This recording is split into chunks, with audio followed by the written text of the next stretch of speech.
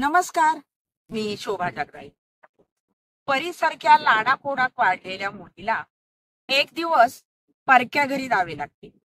अशा वेळी खोट्या प्रतिष्ठेला बळी पडून अमाप हुंडा देऊ नका.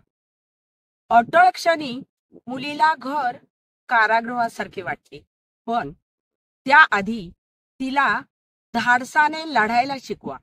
आणि मुलींनो, अविचार न करता संयमाने वेळीच निर्णय घ्या.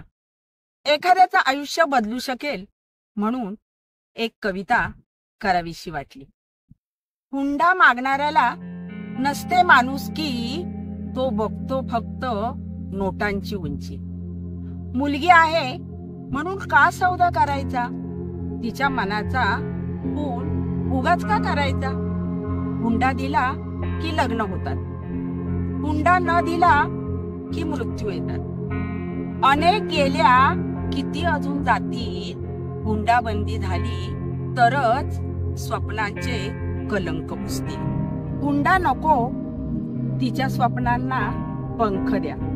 ती उंच उडेल असा आशीर्वाद द्या. हुंडा घेणाऱ्याचं माणूस पण हरवतं. सौदाबाजीचं स्वप्न किती दिवस टिकतं. प्रेमाचा घात अन हुंडा ही विकृती. विचार बदला तरच घडेल संस्कृती. सन्मान द्या तिच्या अस्तित्वाला. देवता नका, माणूस मानातीला. मुलगी मोलाची असते, विकायची नसते. हुंड्याच्या कुंपणात ती बंदिस्त होते. निरागस चिमुकल्यांची काय चूक असते. रांगणाऱ्या हातांच्या कुशीत कोणीच नसते. माणूस बघा, भावनांनी मोल ठरवा.